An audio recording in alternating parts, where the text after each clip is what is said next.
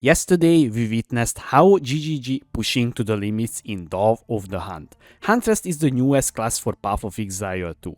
Visually and gameplay-wise and mechanically looks incredible. You can now use a raw as a mount, and you can tame beasts as well, and it will fight on your side. Huntress is a hybrid class that is focusing on melee and ranged abilities. From the start, you will getting an area melee skill, Whirling Slash. You perform a spin that will deal damage around you, and it has stages. If you leave the area, it will explode, and the damage depends on how many stages you reached. The more stage it have, the more damage you will deal. Second skill is a ranged ability. You will shoot twisters that is chasing down enemies and bounce off the wall. You can combine these two abilities to unleash more tornado, and also it will deal more damage. Personal opinion on this, we will see how often we can use this combo and how much damage it can deal. When fighting Agnes Beast type of monsters and you defeating them, you can tame it.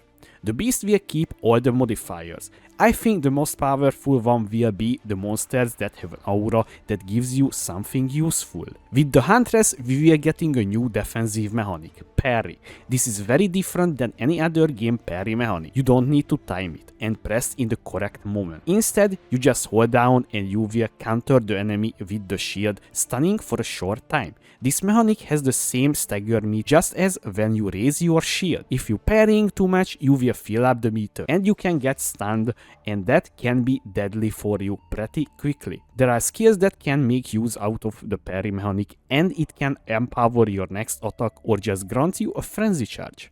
Huntress will have two ascendancies in Dawn of the Hunt release, Amazon and Ritualist. Let's start with the Amazon, because the Amazon is the most exciting ascendancy for me personally. Modes. So Elemental Infusion, you will get a skill infuse a weapon. When you consume a power, endurance or frenzy charge, you will infuse your weapon with cold, fire and lightning infusion to the corresponding charge that you consume. So this is I would say kinda annoying to use in a combat, because you need to use the frenzy charge generation, for example, so you need to parry pretty often, and then you need to use an ability that is consuming your charge. So I'm not really sure about all of this, especially if we take into account in the next one, infused avatar, 50% chance for infusion to be not consumed when you infusing a project. Really sure this is worth 4 points. We will see how the infused weapon is scaling, how much damage it can deal. So I'm not sold on that. This will be the first ascendancy, I think, that is have each elemental damage as well. And the Huntress builds will have high elemental damage, that's for sure. So your physical damage leech will apply to the elemental damage as well. So make the leech finally maybe a reliable recovery option besides your life flask. We will see how strong it is, because right now I would say the leech is not even noticeable, but you can correct me if I'm wrong, guys, on this one. So the next one is, guys, Osmeri Brew. Life flask also recover mana, and mana flask also recover life. I mean, pretty damn good as well, because this was a pretty annoying thing to deal on a monk. When I was playing, you know, my Gazero monk, it was literally running out of mana and flash charges as well. This way it will have at least more mana recovery, because a life flask can recover much more mana as well than the mana flask itself. So maybe it will be not a problem if your abilities is costing too high. Also, guys, you know me, when an ascendancy has built in some sort of tonkiness, I'm pretty sure I will take it, and this is applies to the Stalking Panther. So this is here, guys, here, this note here. Evasion rating from equip helmet, gloves and boots is doubled, and evasion rating from equip body armor is halved. So without patch notes, we don't know how they changed the evasion, because they was mentioning they reworked the evasion a little bit. So we will see how they reworked it. But now I was thinking it doesn't matter if it's getting halved the evasion rating from the body armor, because if they not nerfing the spectral ward, you will getting maximum energy shield per 12 evasion rating on the body armor. This node is not affecting that node at all, just the final number on the body armor that you getting. So in this way you can just use, you know, evasion and energy shield base body armor, and you benefiting fully because of this node if they not nerfing this. Okay, so this is just theory, guys. If they not nerfing this, the next node, pretty funny the name, critical strike. It's it's so simple yet pretty damn strong. Chance to hit with attacks can exceed 100%. Gain additional critical hit chance equal to 25% of excess chance to hit with attacks. So what is that means? If you have, like, let's say you reaching 200%, you will getting 25% additional critical hit chance. Honestly, I don't know if this is base critical chance or just increased critical chance. Because if it's based, holy moly, guys, this will be absolutely broken. Because even like 10% base critical chance is just broken, right? It is just broken. And reaching that number is not that hard, especially because if you paying attention a little bit, the small node is also give you accuracy rating. And by the way, most of the item as well can roll accuracy rating to pretty damn high if you around 500. But this making the gearing process a little bit harder. But every hit chance will give you a pretty decent increased critical strikes. And also don't forget we have the precision support gem as well that is increasing your accuracy rating by 30%. So I can see accuracy rating stacker Amazon with taking this node and maybe the elemental node, this one. So the next one will be the after the critical strike node penetrate. Honestly, this node is not looks that strong because attacks using your weapon has added physical damage equal to 25% of accuracy rating on the weapon, guys. Okay, not on your gear, not your total accuracy rating, on the weapon. So if you're taking an example, again, a mace, okay, it doesn't matter, a mace, okay, so you just using a mace, okay, for some reason, it doesn't matter, every single weapon can roll accuracy rating. So on the weapon you can roll like 500 accuracy rating, and also as a suffix as well, increased flat accuracy rating here as well. So 25 of this one will became around 60 of that physical damage.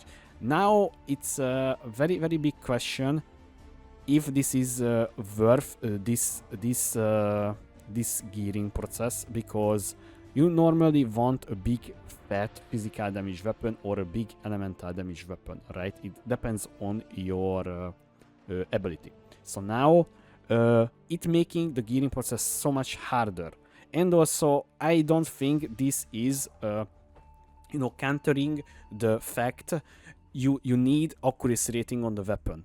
But because you're stacking accuracy rating, you will getting increased critical strike chance, so maybe it will decent. But honestly, right now I'm not seeing I could use that one. Now let's see the next row, because that was in here, guys. So here and here. And the next one will be the Predatory Instinct. Rival weakness against rare and unique enemies. 50% more damage against enemies with an open weakness. Now in the reverse, we was seeing there was the life bar, and there was a little red inside the red. I was thinking it's a glitch or something like that, or just my stream bugged, but no. So the red side is the weakness. So if you in that zone, that means you revealing the weakness, the rare enemy or the unique enemy, and you will deal more damage. And also the next node will increase this weakness even further, so you will getting increased skill speed by an enemy with open weakness in your presence. Honestly, it looks pretty damn big, right? And also movement speed as well. But most of the time you will just 1 or 2 shot a rare or 3 shot, and you just move on to the next pack or something like that. Even the bosses can just have a little weakness. So honestly, this is a very occasionally up time, so it's not up all the time. So you will not getting every time 50% more damage, only for the proportion of the enemy life bar. So like let's say 10%. Okay, so this is transitioning much less damage than we think. The another ascendancy for the Huntress is the Ritualist. As you can see, this is pretty unique as well. Let's start with the top one, as the Whispers Demon. Ritual Sacrifice can be used on yourself. Remove 20% of your life to grant a random monster modifier. A maximum one of the modifier can be granted this way.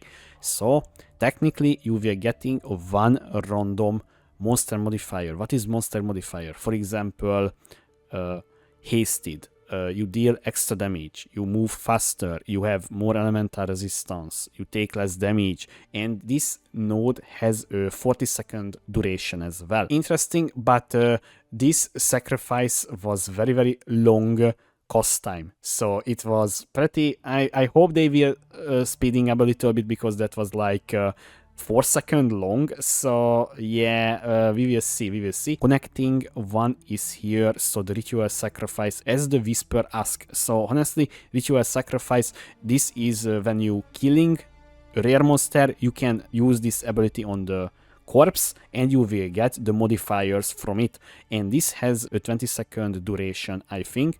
And you know, it's pretty funny. This is like exactly Headhunter, but in a budget version. Honestly, it was pretty damn long, the animation time, and also it's 20 seconds long, so basically you losing 5 seconds for no real reason why you casting this ability. And the next one will be the Blood Boil. Honestly, I don't know what is this doing, because it's not showing anywhere, and maybe I missed on the reveal. Wildwood Persistence. 5% increased life recovery rate per 5 missing life. What is this? I would not click on this. There is no shot I would click on this. So life recovery rate is pretty damn bad in the game, I would say. Let me up here. So we were getting +1 ring slot here, okay? But before we choosing this node, you need to choose a downside for it, for reduced resistance, reduced spirit, or reduced mana. It's up to you what you want. So I think the all elemental resistance is the easiest choice, because you can just counter with downside and that's it. Now obviously guys, the additional ring slot is just absolutely strong, so you can get like more life, resistance, damage, cost speed, so or a unique ring, for example. So it's pretty damn strong, this node. So alone I can see we can take this one as a league starter. Increase bonuses from gained rings and amulets. Pretty damn strong, especially if you have 3 rings and plus an amulet. It's absolutely strong. I can see this can be pretty damn popular choice, because it's just a pretty good, right? So who would say, oh no, thank you very much, I don't need 25% increase bonuses? So that's pretty strong. So for example, one of your ring is giving you 100 life, it will grants you 125 life. And also this is applies to damage as well, resistance, every single thing on the ring, that on, and the amulet as well. We will see how strong it is. And also we getting 3% attributes as a little note here. So this is here down, and this is a very obvious choice, guys. I think this will be the most popular choice on this ascendancy. +1 charm slot and 20% more charm charge gains. I don't know, honestly guys. +1 charm slot is whatever, I think. Okay, so you need to build around pretty big time around this node, because the next one, it will give you a better picture. Can instant consume 25% of maximum mana to trigger charms with insufficient charges. Technically you can have permanent charm uptime if you can sustain with your mana, and there is prefixes or a suffix on the charms that is gives you mana back when it's activate itself. So you just need to find a way to, like for example, if you want to use the unique charm that they showing, you need to, you know, slow down yourself with self-cursing, self-chilling, or something like that, or self-igniting. So it's pretty damn, I would say, hard to build around on this node, unless there is some sort of unique item that is making much more easier. So honestly, this ascendancy, it's kinda okay, because this, you know, the +1 plus ring and bonuses from the ring and amulets is pretty damn strong. But besides that, honestly, I don't know what I would take as the third or fourth ascendancy, because maybe I would just take the ritual sacrifice and also the next node, so we can ritual sacrifice every single time when we need. So honestly, I think that will be the most popular one on this ascendancy and the strongest one, unless we figuring out how we can have permanent charm uptime with these nodes. But besides that, honestly, the rings alone will give you so much more damage, and also tonkiness as well. That was the two ascendancy for the Huntress. Let me know what you think, which one is the most exciting for you, or you will just play other new ascendancies that I will cover in the upcoming few days. So till then, thanks for watching guys. I was Pidget, see you next time.